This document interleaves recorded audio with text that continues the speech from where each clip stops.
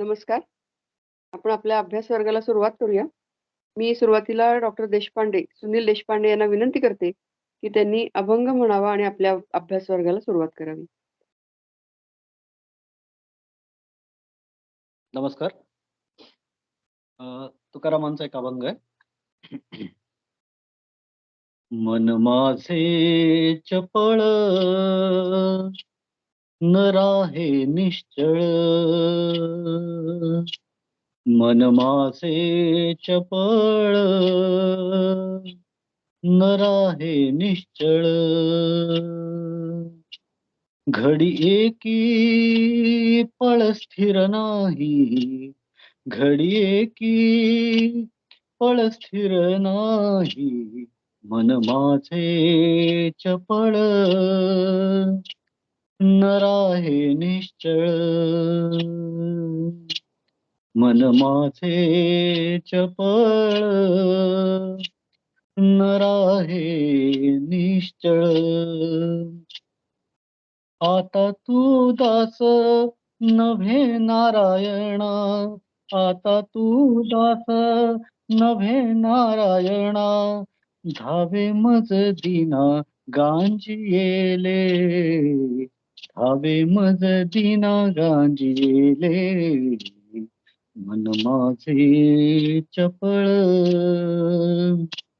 न राहे निश्चळ, मन माझे चपळ न राहे निश्चळ. धाव घाली पुढे इंद्रियांचे ओढी, धाव घाली पुढे इंद्रियांचे ओढी, केले तडातोडी चित्त माझे, केले तडातोडी चित्त माझे, मन माझे चपळ न राहे निश्चळ, मन माझे चपळ न राहे निश्चळ.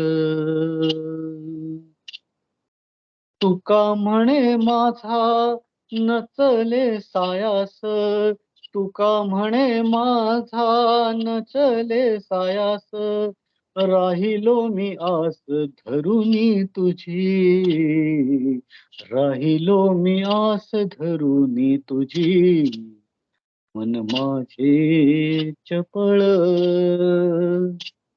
न राहे निश्चळ, मन माझे चपळ न राहे निश्चळ. घडी की पळ स्थिर नाही, घडी की पळ स्थिर नाही, मन माझे चपळ न राहे निश्चळ, मन माझे चपळ न राहे निश्चळ.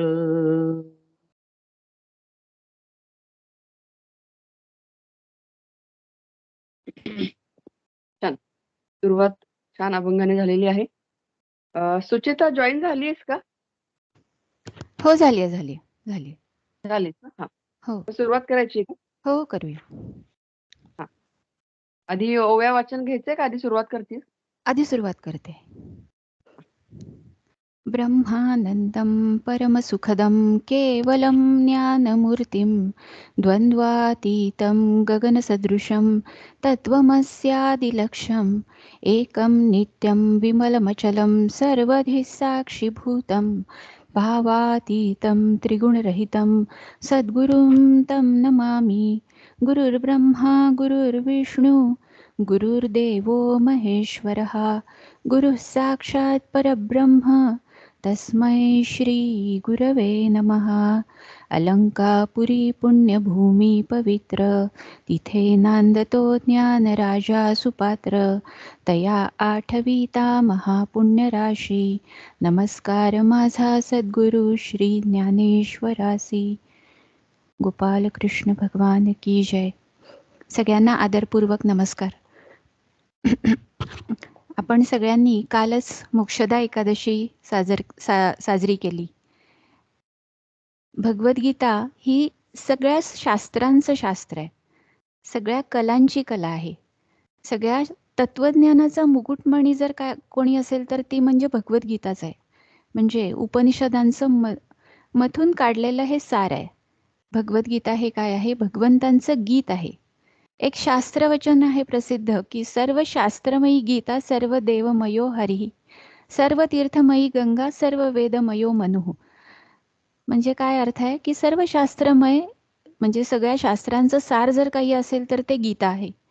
सर्व देवमय हरी आहे, सर्व तीर्थमयी गंगा आहे आणि सर्व वेदमय मनु आहे. जगात सगळ्यात श्रेष्ठ शास्त्र जर कोणतं असेल तर ते भगवद्गीता रूपी शास्त्र आहे. म्हणून अन्य कुठल्याही शास्त्राचा अभ्यास करण्याऐवजी आपण गीतारूपी एका श्रेष्ठ शास्त्राचा अभ्यास करावा, ज्यामुळे आपलं अंतःकरण उजळून निघेल, पवित्र होईल. त्यामुळे आपल्याला आत्मउन्नतीचा सात्विक मार्ग दिसायला लागेल.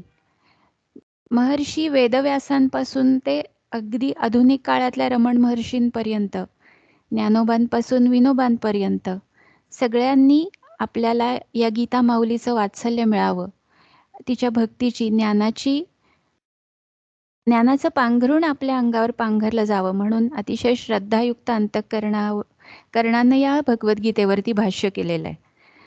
आपण बघतो की बाकीच्या देशांमध्ये ईश्वराचे, भगवंतांचे प्रेषित येतात, पण आपण भारतवासी असे भाग्यवंत आहोत. आपला देश असा महान आहे की इथं प्रत्यक्ष भगवंतच अवतार घेतात. म्हणजे आपण जर कधी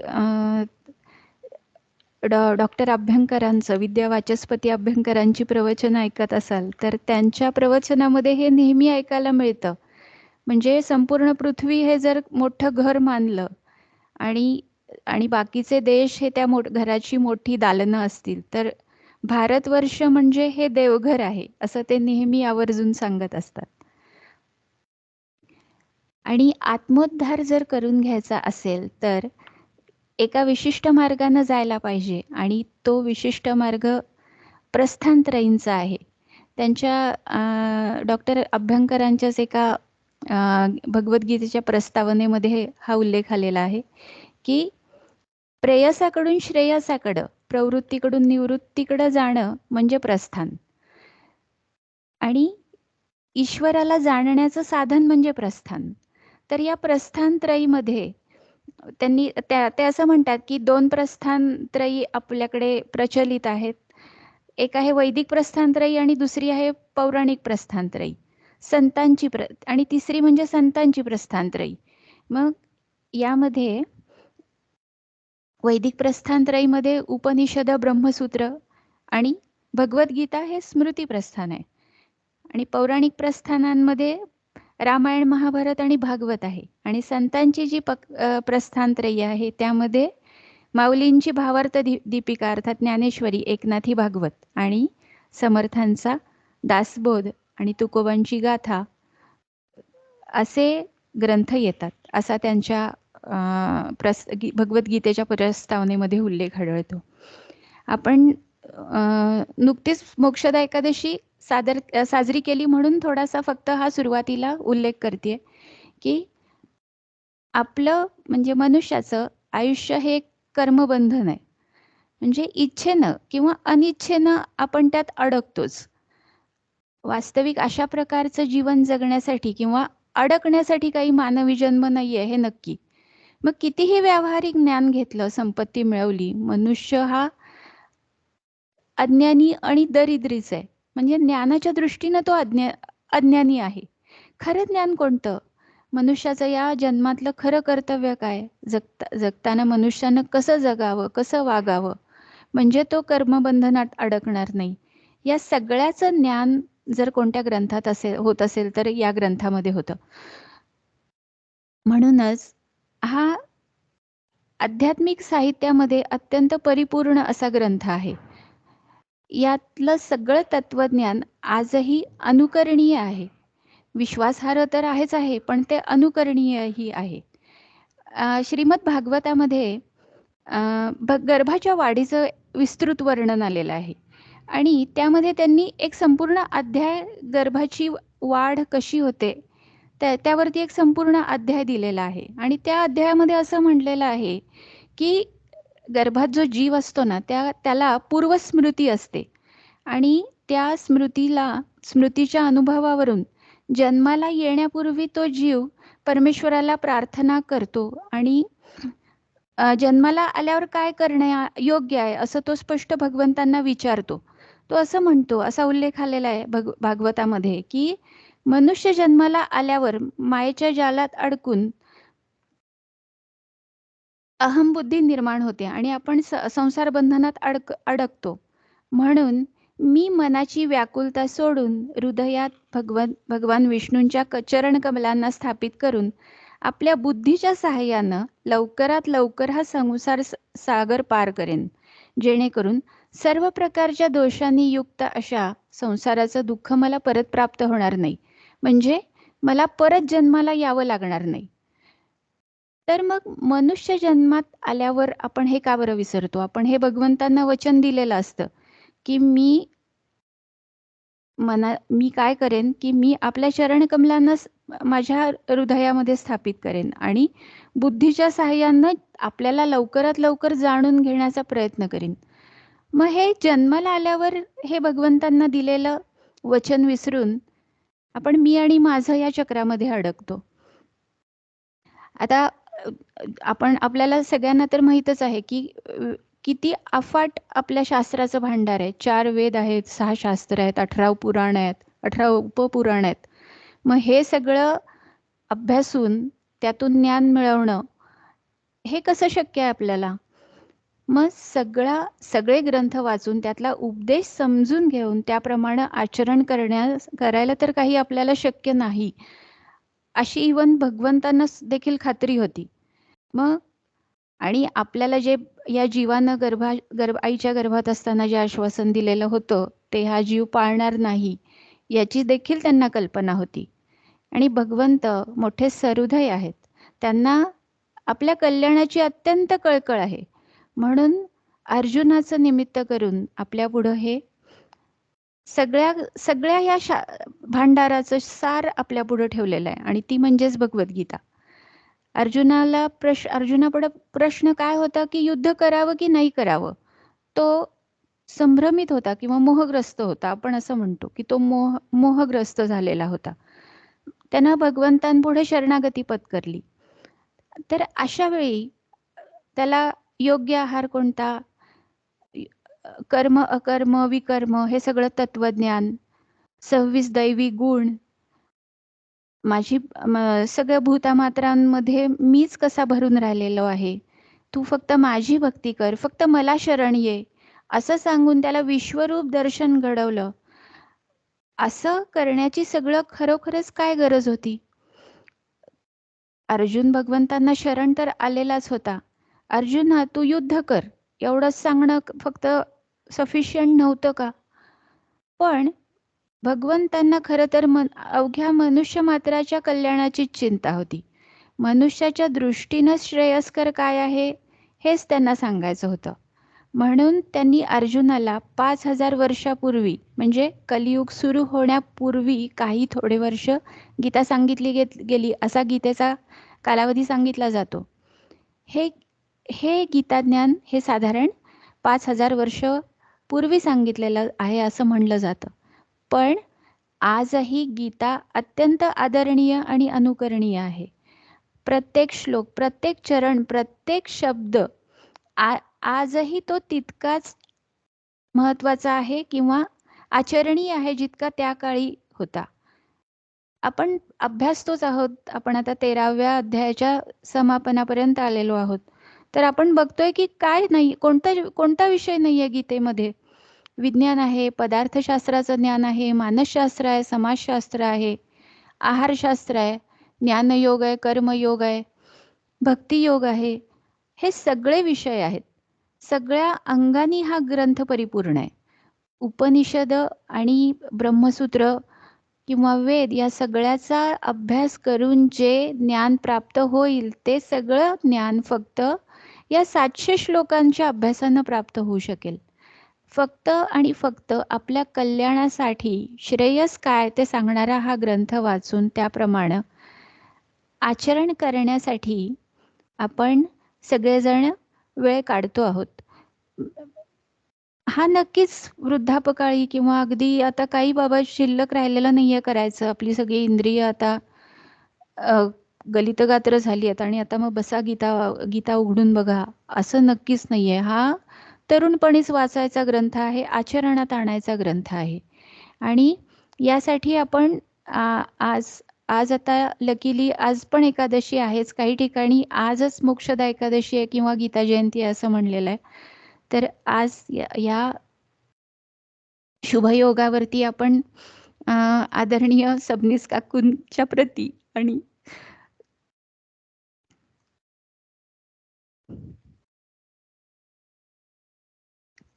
डॉक्टर स्वातीच्या प्रती कृतज्ञता व्यक्त करूया की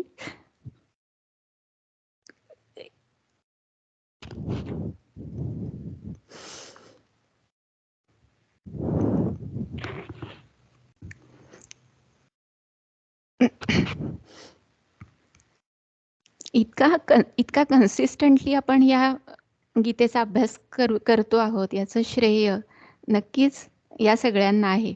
डॉक्टर देशपांडे सर किंवा विवेक दादा आहेत, मंजिरी वहिनी आहेत, या सगळ्यांनी आपल्याला या मार्गावरती राहण्यासाठी खूप चांगली प्रेरणा दिलेली आहे. आणि आपण पण सगळेजण नियमितपणे हा आपला अभ्यास चालू ठेवलेला आहे. त्यामुळं मी आज आपल्या अभ्यास वर्गाला शुभेच्छा देते आणि आदरणीय सबनीस काकूंच्या प्रती, डॉक्टर स्वातीच्या प्रती आणि डॉक्टर देशपांडे सर, विवेकदादा, मंजिरी वहिनी या सगळ्यांच्या प्रती आदरभाव व्यक्त करते, कृतज्ञता व्यक्त करते. आता आपल्या आजच्या श्लोकाचा आपण आज 29व्या श्लोकापासून अभ्यासणार आहोत. मी डॉक्टर स्वातीला विनंती करते की 29वा श्लोक आणि त्या श्लोकावरच्या माऊलींच्या ओव्यांचं वाचन करावं.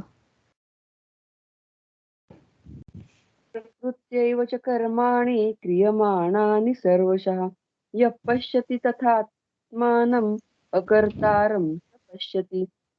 आणि मनोबुद्धी प्रमुखे कर्मेंद्रिये अशेखे करी प्रकृतीची हे देखे ताचे जोगा. घरीची राहती घरी घर काही न करी अभ्रधावे अंबरी अंबर उगे.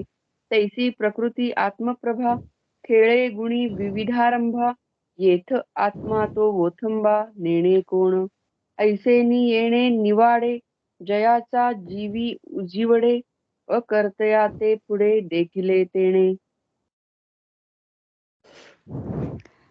मागच्या श्लोकामध्ये समम पश्यन्हि सर्वत्र समवस्थितम ईश्वरम या श्लोकाचं डॉक्टर देशपांडे सरांनी अत्यंत युनिक पद्धतीनं असं त्यांची एक अशी खास शैली आहे ज्यामध्ये ते वेगवेगळ्या माऊलींच्या काव्याचा आधार घेऊन विषय समजावून सांगतात.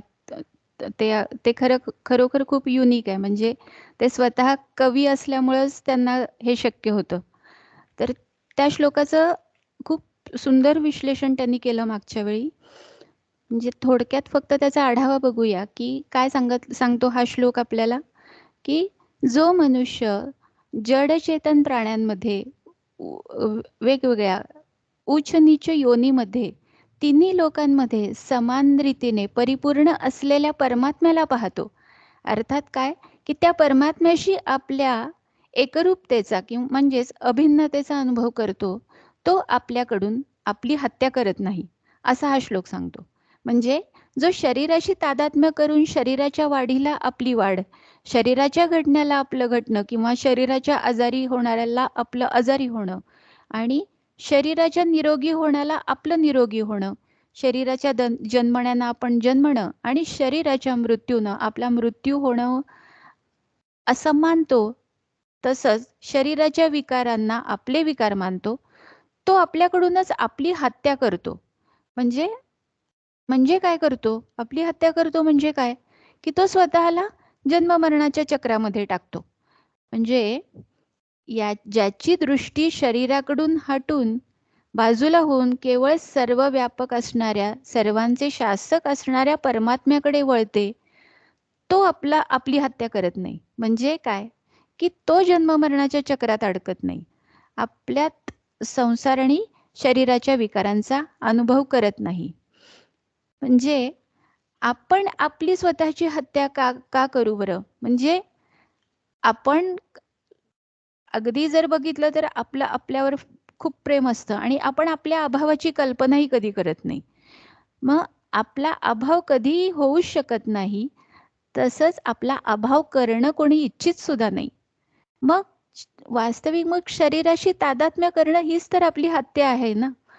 मग हे ज्यावेळी आपलं हे शरीराशी तादात्म्य मानणं हेच आपलं पतन आहे. आपल्याला जन्म-मरणाच्या चक्रात टाकणारं आहे. आपल्याला उच्च-नीच योनीमध्ये भरकटत ठेवणारं आहे किंवा वारंवार जन्म-मरण अनुभव देणारं आहे. तर हे आपल्या हिताचं नाही का? की भगवंताशी असलेल्या आपल्या एकरूपतेचा किंवा अभिन्नतेचा अनुभव आपण लवकरात लवकर करून घेणं. तर या अ, नोटवरती आपण मागच्या वेळी थांबलो होतो, की परमात्मा नित्य प्राप्त जो आपल्याला आहे,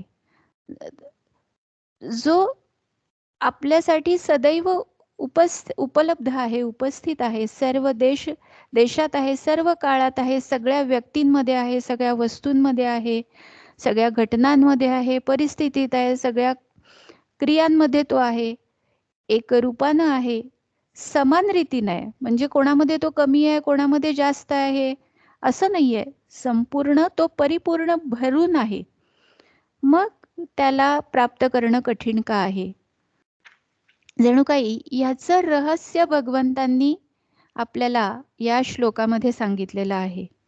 माऊलींनी काय म्हणलं या श्लोकाच्या संदर्भात, की मन आणि बुद्धी ज्यात प्रमुख आहेत, अशी ज्ञानेंद्रिय आणि सर्व कर्मेंद्रिय यांच्यापासून होणारी जी कर्मे ती प्रकृतीच करते, असे जो खरोखर जाणतो.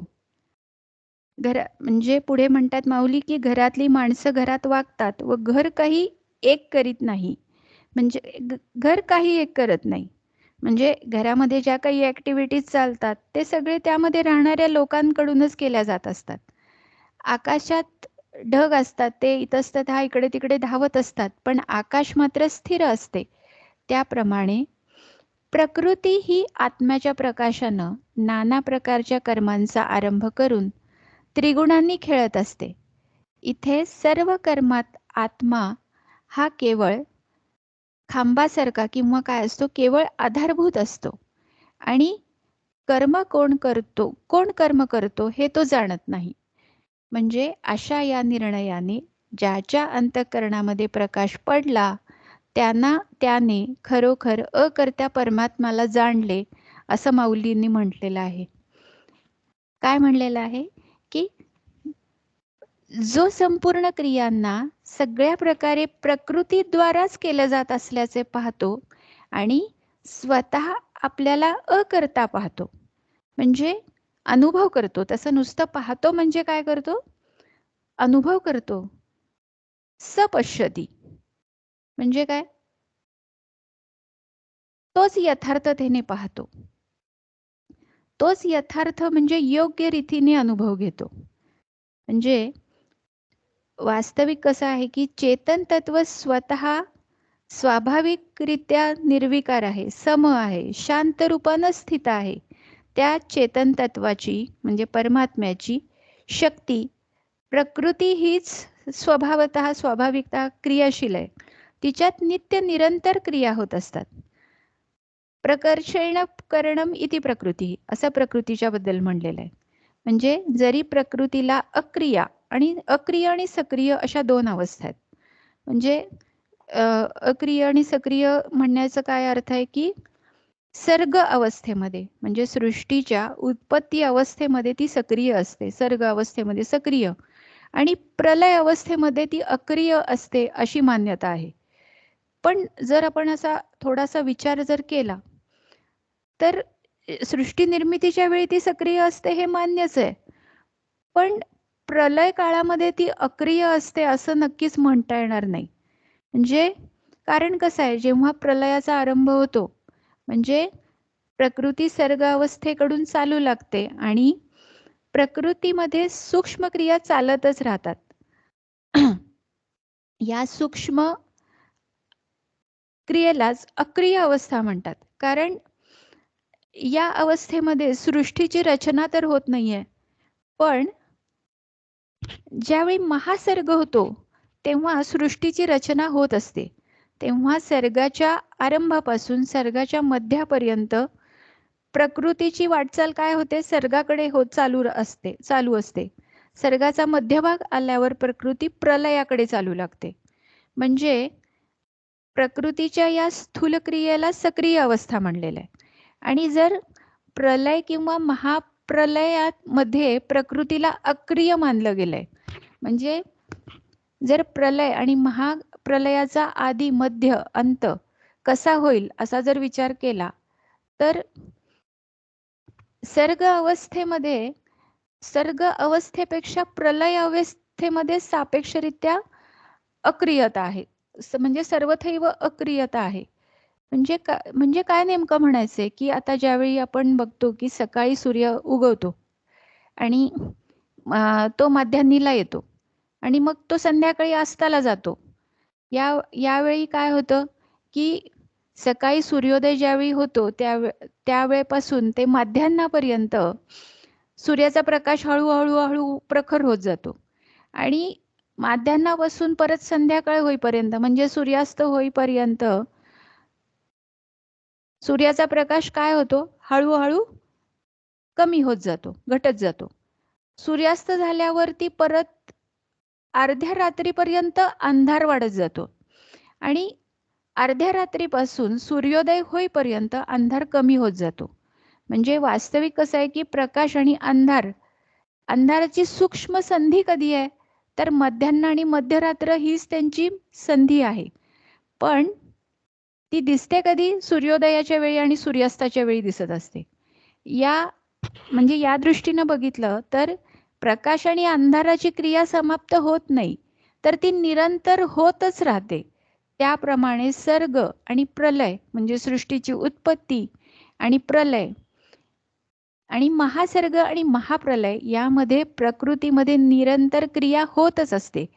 म्हणजे या क्रियाशील प्रकृतीशी जेव्हा हा पुरुष आपला संबंध जोडून घेतो तेव्हा प्रकृतीद्वारा होणाऱ्या सगळ्या क्रिया म्हणजे त्या प्रकृतीशी तादात्म्य पावल्यामुळे आपल्यात होत आहेत असं त्याला प्रतीत व्हायला लागतं.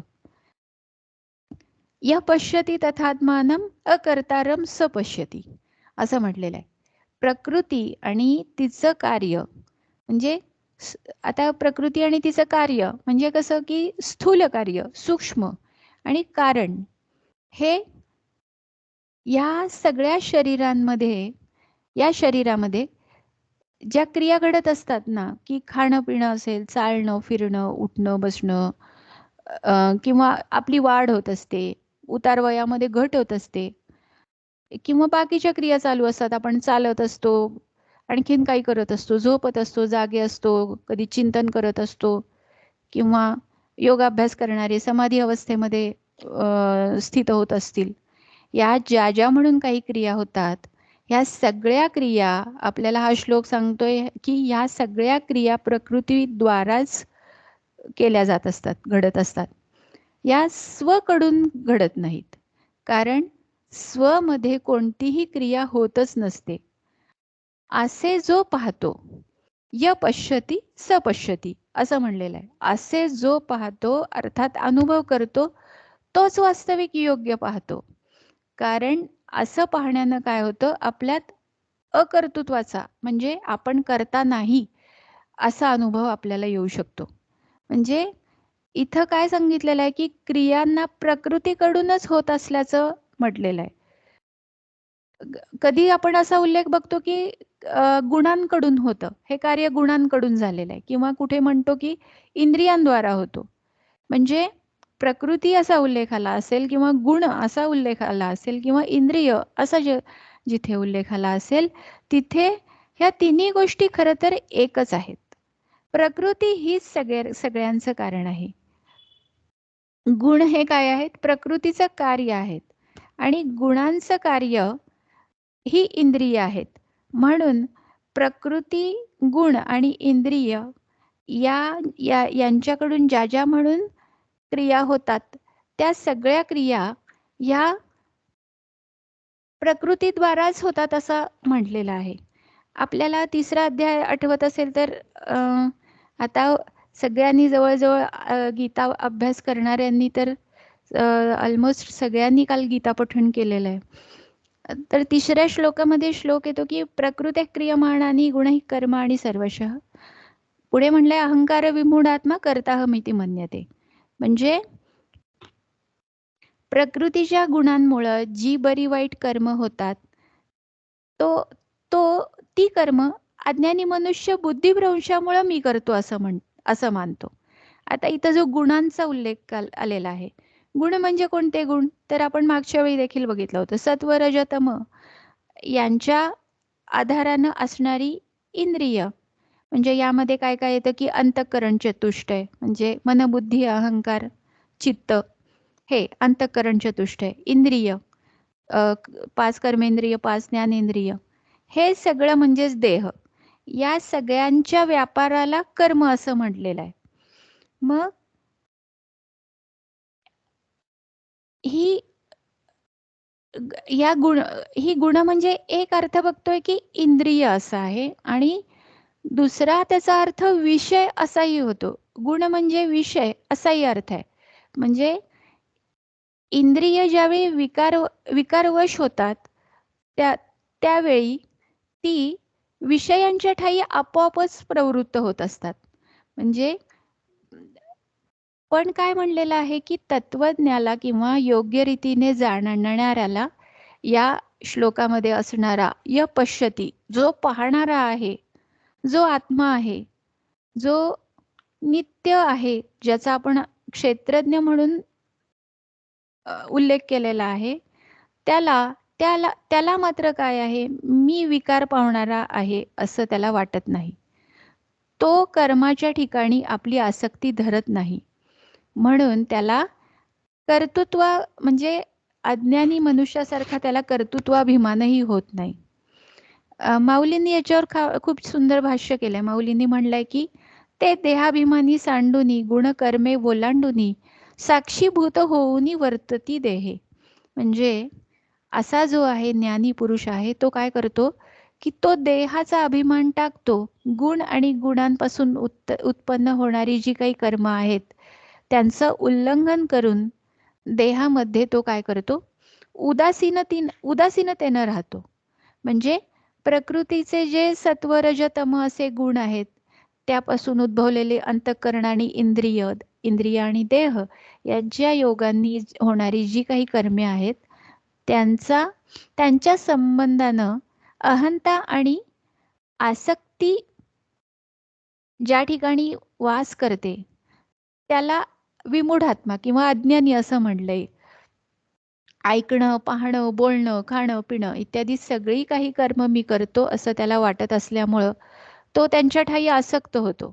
अशा मनुष्यानं वेदविहित कर्म जरी केलं ना, तरी त्याच्या मागे भावना असते की मला याच्यातून फळ मिळावं, मला काहीतरी, म्हणजे गीता असं म्हणते की अशी जी वेदविहित कर्म फलाशेनं, म्हणजे काय, स्वर्गादी मला प्राप्त व्हावेत, स्वर्गाचे भोग मला मिळावेत, अशा फलाशेनं केली जातात. म्हणून काय म्हणलेलं आहे की तो अल्पज्ञ आहे.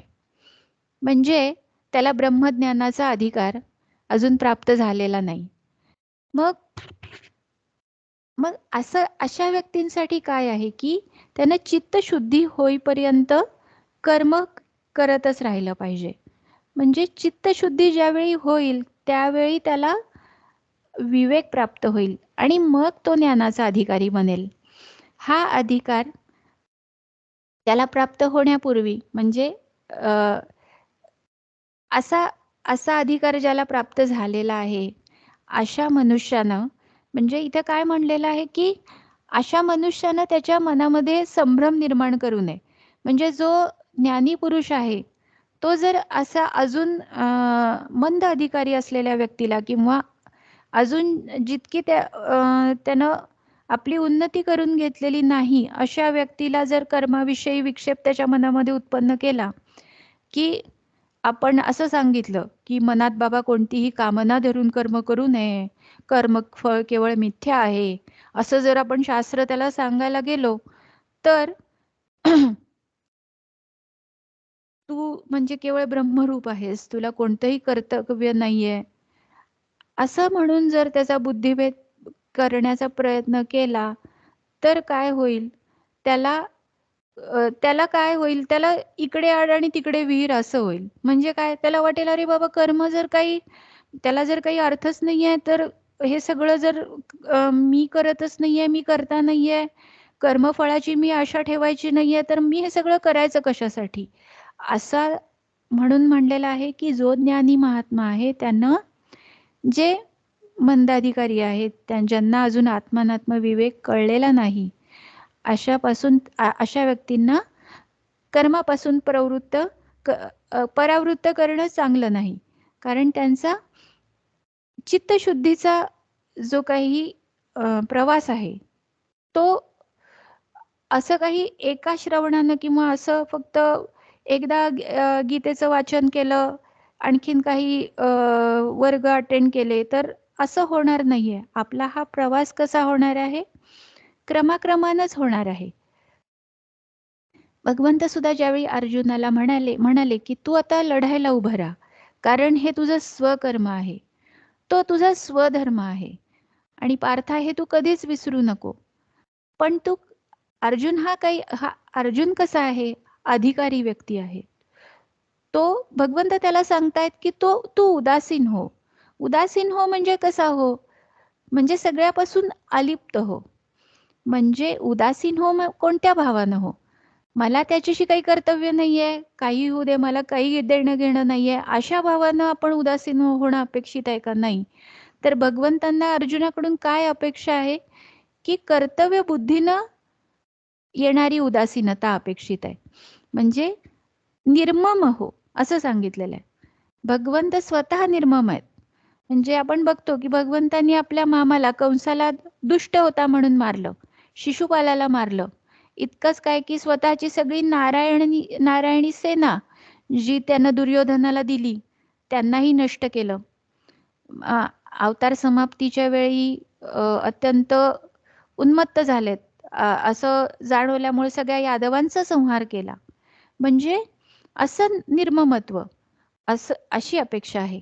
असा एक किस्सा वाचनामध्ये आला, की एकदा म्हणे नारद द्वारकेमध्ये आले आणि अ, नारद ज्यावेळी आले द्वारकेमध्ये, त्यावेळी अ, भगवंतांनी नारदांना प्रश्न केला, की एवढ्या 1008 बायका, एवढी यादव सेना, इतकी सगळी नाती-गोती, हा यादव वंश, अंधक वंश, हे सगळं चालवायचं आहे, तर नारदा मी काय करायचं? मला काहीतरी तुम्ही मला जरा मार्गदर्शन करा. नारद हसले आणि म्हणाले, "वा भगवंता, आता आमच्यावर तुम्ही असा अवघड प्रसंग आणला काय? की सगळ्या विश्वाचं कर्तृत्व आपल्याकडे आहे आणि आपणच आम्हाला प्रश्न विचारता, की आम्हाला मार्ग दाखवा असं म्हणता." त्यावेळी कृष्ण म्हणाले, की नारदा, मी अतिशय गंभीरपणे आपल्याला हा प्रश्न विचारतोय." तर त्यावेळी नारदांनी सांगितलं, की "तो तू निर्मम हो. कशातही गुंतून राहू नको." आपल्याला आठवत असेल तर डॉक्टर स्वातीनं गोंदवलेकर महाराजांचा हा किस्सा सांगितलेला होता एका निरूपणामध्ये, की एक व्यक्ती भगवंतांकडे येते आणि त्यांना गोंदवलेकर महाराजांकडे येते आणि त्यांना म्हणते, की निर्मम राहायचं म्हणजे कसं राहायचं? की संतांनी प्रपंच केला. आम्हीही प्रपंच करतोच ना. मग निर्मम व्हायचं म्हणजे काय? तुकाराम महाराजांचा नव्हता का प्रपंच? नामदेव महाराजांचा प्रपंच होता. नाथ महाराजांनी प्रपंच केलेला आहे. मग निर्मम राहायचं म्हणजे प्रपंचात कसं राहायचं? त्यावर गोंदवलेकर महाराज असं म्हणाले की तसं नाही. संत प्रपंचात दिसतात आणि सामान्य माणसं प्रपंचात असतात. की दिसणं आणि असणं यामध्ये केवढा मोठा फरक आहे. की सामान्य माणसं असतात आणि संत दिसतात. म्हणजे दिसून असतातच असं नाही.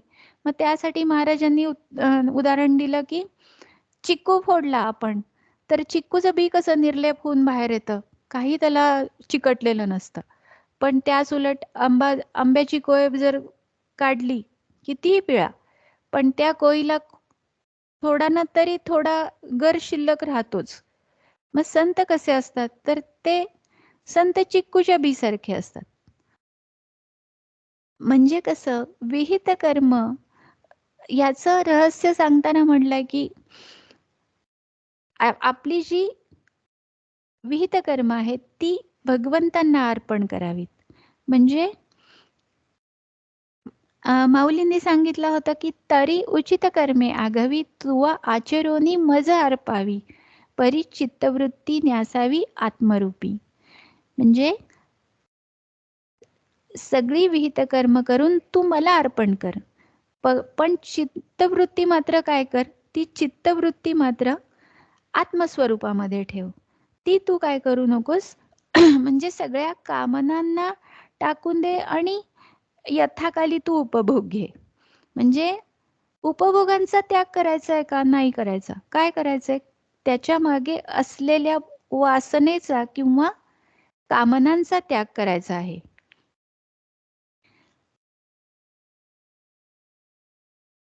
आता 9व्या अध्यायामध्ये सुद्धा प्रकृतीचा उल्लेख आला होता की भगवंत म्हणतात की मयाध्यक्षेण प्रकृती सूयते सचराचरम.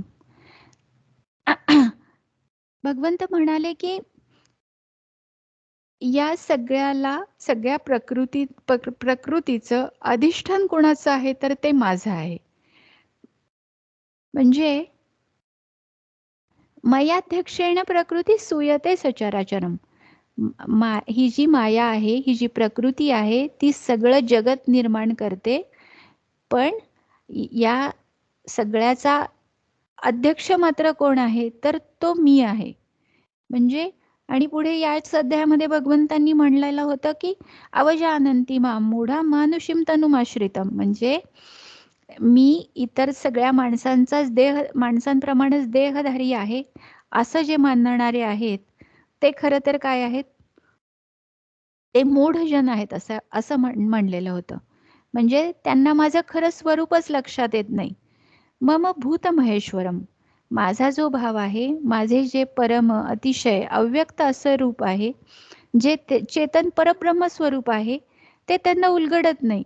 आणि मग ते त्याला नावं ठेवतात. तर ते काय आहेत? ते मूढजन आहेत. म्हणजे प्रपंचामधले प्रकृतीच्या चौकटीतले आहेत. म्हणजे कसं आहे की प्रकृतीनं त्यांना आपल्या वशात घेतलेलं आहे. ते आत्मज्ञानाला कधीच स्पर्श करू शकत नाहीत. म्हणजे जरी भगवंत क्रियाशून्य आहे, तो फक्त पाहणारा आहे. असं हे हे आपल्याला हा श्लोक आवर्जून सांगतोय की मी फक्त पाहणारा आहे, क्रियाशून्य आहे. हा देहादी मर्यादेनं रहित आहे. मला जन्म-मरणाचे जे देहधर्म आहेत, ते मला नाहीत. तो मी निराकार आहे. पण प्रकृतीनं बांधले गेलेले असे असतात ते काय करतात, की मला देहधारी मानतात. मला पूजेचे उपचार अर्पण करतात. शास्त्रमर्यादेनं बांधल्या गेलेल्या नसलेल्या मला काय समजतात, की मी एखाद्या विशिष्ट जातीचा आहे, धर्माचा आहे, असं समजतात. तर अशा संबंधी भगवंत म्हणतात, की त्यांना त्यांच्या संदर्भात असं म्हणलेलं आहे भगवंतांनी, की ते स्वतःचा ऱ्हास करून घेतात. म्हणजे ते दुर्गतीला जातात असं म्हणलेलं आहे. आता या मी डॉक्टर स्वातींना विनंती करते की त्यांनी पुढचा 30वा श्लोक आणि त्या श्लोकाच्या माऊलींच्या ओव्यांचं वाचन करावं. यदा भूतपृथग्भावम् एकस्थम् अनुपश्यति तत एव च विस्तारं ब्रह्म संपद्यते तदा. एरवी तैची अर्जुना होई जे ब्रह्म संपन्ना, जै या भूताकृती भिन्ना दिसती एकी. लहरी जैसिया जळी परमाणु कणिका स्थळी, रश्मीकर मंडळी सूर्याचा नातरी देही अवेव, मनी आघवेची भाव विस्फुल्लिंग सावेव वन्ही एकी. तैसे भूताकार एकाचे हे दिठी रिगे जैसाचे, तैची ब्रह्मसंपत्तीचे तारू लागे. मग जया तयाकडे ब्रह्मेची दिठी उघडे, किंबहुना जोडे अपार सुख. येतुलेनी तुझ पार्था प्रकृती पुरुष व्यवस्था, ठाये ठावो प्रतिती पथा माझी जाहली. अमृत जैसे ये चुळा चुळा का निधान देखी जे डोळा, ते तुला जिव्हाळा मानावागा. हाजी जाहलिये प्रतीती घर बांधणे जे चित्ती, ते आता ना सुभद्रापती यावरी. तरी एक दोन्ही ते बोल बोलिजती सखोल, देई मना ते बोल मग ते घेई. ऐसे देवे म्हणितले मग बोलो आदरिले, तेथे अवधानाचे केले सर्वांग येरे.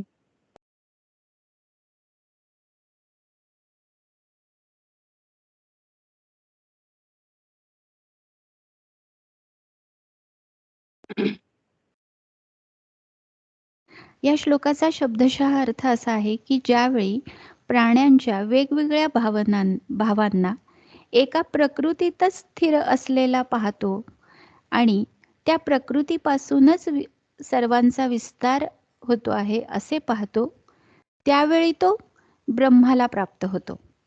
आता या श्लोकामध्ये ना खरं तर म्हणजे हा 28वा आणि 29वा जो श्लोक आहे त्या श्लोकाच्या बाबतीत आपण असं म्हणू शकतो की क्षेत्रज्ञ 29वा आणि 30वा श्लोक. आता आपण 30वा श्लोक बघितला. तर हे 2 श्लोक जे आहेत त्यामध्ये आपण बघतोय की क्षेत्रज्ञ विषयीचं सगळं सार भगवंत सांगतात. क्षेत्र म्हणजे प्रकृती जी विनाशी आहे आणि क्षेत्रज्ञ म्हणजे जीवात्मा अविनाशी आहे. हे जाणणं म्हणजेच संसार बंधनातून मुक्ती मिळवणं आहे. अविनाशी आत्मा जाणण्याविषयी भगवंतांनी 28व्या श्लोकामध्ये सांगितलं. आता या 2 श्लोकांमध्ये भगवंत सांगतायत की प्रकृतीशी असलेला संबंध तोडणं किती महत्वाचं आहे. व्यवहारामध्ये गुणकर्माची काय म्हणू शकतो की डॉमिनन्स किंवा विलक्षणता आपल्या प्रत्ययाला क्षणोक्षणी येत असते. म्हणजे सुखदुःखाचे अनुभव ही सतत येत असतात. प्रत्येकाचं शरीर भिन्न आहे. तसा असे जसे म्हणजे काय सांगायचं आहे की या श्लोकांमध्ये की जसं प्रत्येकाचं शरीर भिन्न आहे तसा आत्मा सुद्धा मग भिन्न आहे का प्रत्येकामध्ये असणारा. तर इथं भगवंतांनी सांगितलेलं आहे की जो पुरुष सर्व कर्म सर्व प्रकारांनी प्रकृतीकडूनच केली जाणारी आहेत असं पाहतो आणि आत्म्याला अकर्ता पाहतो तोच पाहतो. ज्यावेळी भूतांचे निरनिराळे भाव एका परमात्म्याच्या संकल्पाच्या आधारानं स्थित असलेले पाहतो आणि त्या परमेश्वराच्या संकल्पापासूनच सगळ्या भूतांचा विस्तार झालेला आहे असं पाहतो, त्यावेळी तो सच्चिदानंद घन ब्रह्माला प्राप्त होतो. म्हणजे आकाशामध्ये वेगवेगळे प्रकारचे ढग निर्माण होतात, पण आकाश मात्र काय असतं की एकच असतं. पावसाळ्यामध्ये शेकडो हजारो धारा येत असतात जमिनीवरती, पण त्यापासून मिळणारं पाणी एकच असतं. त्याप्रमाणे देह जरी भिन्न भिन्न असले तरी आत्मा मात्र एकच आहे. वेल चढण्यासाठी खांबाचा आधार लागतो. पण तो खांब मात्र काय असतो, त्या वेलाला पासून अलिप्त असतो. त्याप्रमाणे प्रकृतीच्या पसाऱ्याला पुरुषाचा आधार लागतोच. पण पुरुष कसा आहे, की तो अकर्ता आहे. पाण्यावर जशा लाटा, पृथ्वीवर जसे परमाणूंचे कण, सूर्याची जशी किरणं, देहाचे अवयव आणि मनाच्या कल्पना, हे सगळं वेगळं वेगळं जरी दिसत असलं तरी त्यामागचं तत्व एकच आहे. त्याप्रमाणे सगळ्या म्हणजे इतक्या हजारो आपण म्हणतो की आपण मनुष्य जन्म घेण्यापूर्वी 84 लक्ष योनींचा फेरा असं म्हणलं जातं की आपण 84 लक्ष योनींमधून आलेलो आहोत आणि मग आपल्याला मनुष्य जन्म मिळालेला आहे.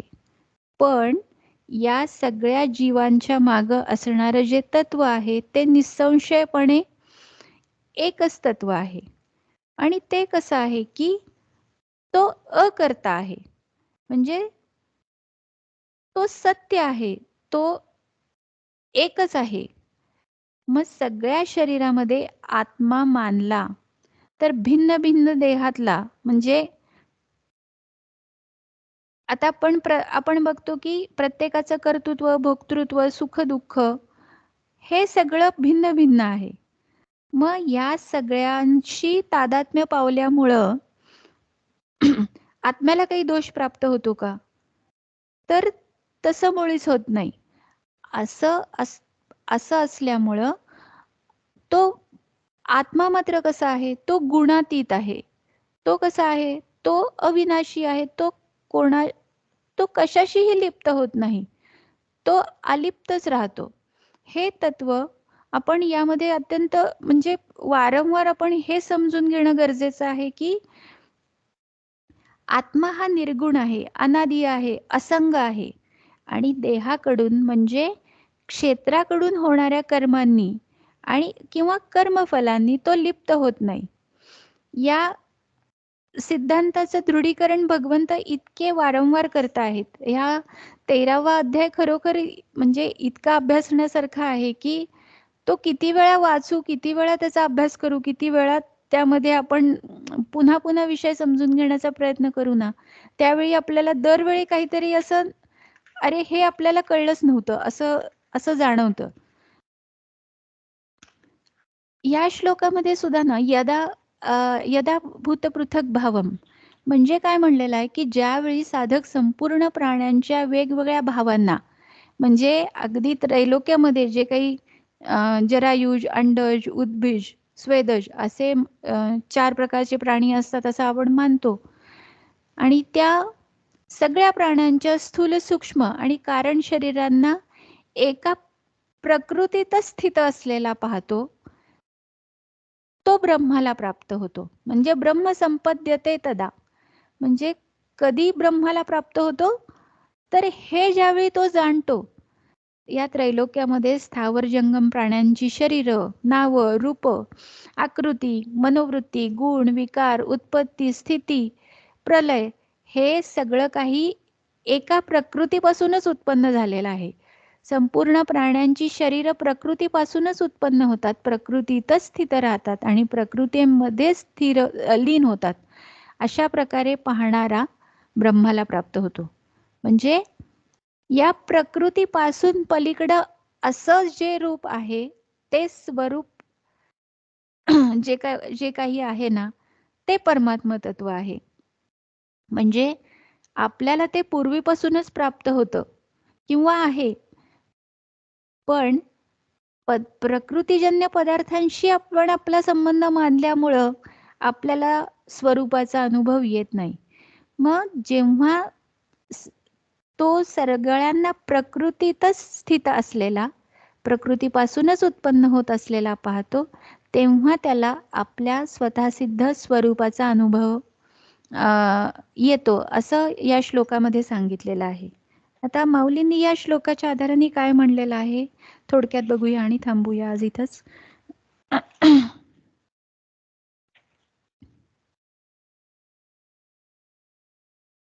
जे माऊली म्हणतात की सहज विचार करून पाहिलं तर अर्जुना ज्यावेळी भिन्न आकारांची भूत एक आहेत असा बोध होईल. त्याच वेळी ब्रह्म संपन्न होता येईल. लाटा जशा पाण्यावर, परमाणूंचे कण जसे पृथ्वीवर किंवा किरण जशी सूर्यमंडलावर अथवा देहाच्या ठिकाणी जसे अवयव अथवा मनाच्या ठिकाणी जशा सगळ्या कल्पना अथवा एका अग्नीच्या ठिकाणी जशा सगळ्या ठिणग्या, त्याप्रमाणे एका ब्रह्माचे सर्व भूताकार आहेत. हे ज्या वेळेला खरोखर दृष्टीत प्रवेश करील, म्हणजे काय, खरोखर अनुभवाला येईल, त्याच वेळी ब्रह्मरूप संपत्तीचं जहाज मिळेल. मग जिकडे तिकडे डोळ्याला ब्रह्मच दिसेल. फार काय सांगावं, त्यास अमर्याद सुख प्राप्त होईल. अर्जुना, अशा रीतीने प्रकृती पुरुषाचा विचार जसा पाहिजे तसा तुझ्या अनुभवाला आणून दिला. अरे, माऊलींनी यामध्ये म्हणलेलं आहे की अरे, जसे अमृत चूळ भरायला जसं अमृत मिळावं अथवा ठेवा जसा डोळ्यांनी पाहावा, त्याप्रमाणे हा प्रकृती पुरुष विचाराचा तुला मिळालेला लाभ तितक्याच योग्यतेचा समजावा. अर्जुना, जो अनुभव प्राप्त झाला असताना त्या अनुभवाचे चित्तामध्ये घर बांधावयाचे, म्हणजे तो अनुभव चित्तात कायम ठेवायचा, ते आत्ताच नाही तर यानंतर आता या एक दोन गूढ गोष्टी तुला सांगितल्या जातील, तर तू मनाला जामीन दे आणि मग त्या घे, म्हणजे ऐक, असं भगवंतांनी म्हटलेलं आहे, असं माऊली म्हणतात. मग आता पुढे अर्जुनाला आपल्या सर्वांगाचे कान करून तू ऐक, असं माऊलींनी इथं सांगितलेलं आहे. काय म्हणलंय की अरे, काय योग्यतेचं आहे हे सगळं ज्ञान जे काय आहे ना, हा प्रकृती पुरुष विवेक योग म्हणजे काय आहे की जसं काही अमृत प्रत्यक्षात तुला जणू काही चूळ भरायला दिलेलं आहे आणि तू किती म्हणजे किती काय आपण याला योग्य उपमा द्यावी हे पण खरोखर लक्षात येत नाहीये. पण माऊलींनीच असं म्हणलेलं आहे की तू मनाला जामीन दे आणि मग त्या घे. म्हणजे अर्जुनाने आपले सर्व अंग अवधान रूप केले. म्हणजे काय, आपण जसं म्हणतो ना की सर्वांगाचे कान केले. आणि मग पुढे भगवंत अर्जुनाला 31व्या श्लोकामध्ये काय सांगणार आहेत ते आपण पुढच्या वेळी बघूया. श्रीकृष्णार्पणमस्तु. म्हणजे हे श्लोक इतके खरोखर गूढ गहन आहेत की कशा पद्धतीनं ते सांगायचं हे कधी कधी बिलकुल लक्षात येत नाही. माझ्या परीने प्रयत्न केला आणि प्रामाणिकपणे सांगते की मी समोर माझ्याकडे ज्या टीका आहेत त्या समोर ठेवून त्याच्या आधारेच बोलते. म्हणजे माझ्या मनचं काही नाही, काहीच एक शब्द सुद्धा माझ्या मनचा असत नाही, पण तरीही त्याचा सिक्वेन्स योग्य रीतीने सांगितला जातो की नाही, किंवा ही सेवा भगवंतांच्या चरणी अर्पण करते. रामकृष्ण हरी. छान झालं निरूपण सुचिता. खूप मनापासून आणि भावपूर्ण असं तुझं निरूपण असतं नेहमीच. मी आता रश्मीला विनंती करते की तिने आरती म्हणावी.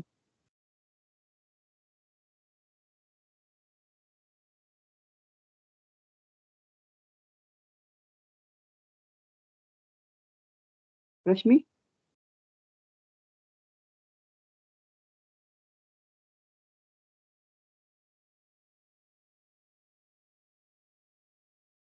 आवाज येत नाहीये रश्मी.